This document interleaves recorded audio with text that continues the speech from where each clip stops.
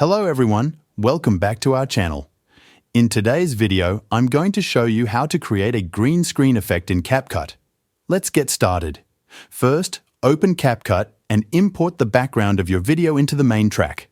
Next, unselect the footage and go to the Effects tab.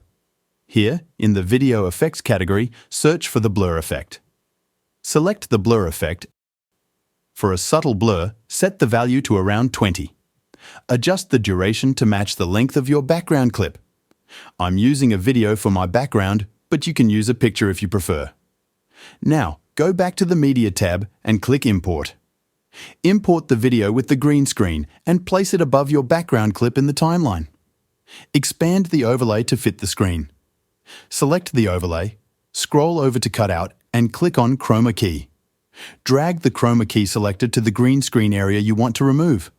Click on Intensity and adjust it to around 20 until the green screen background is gone.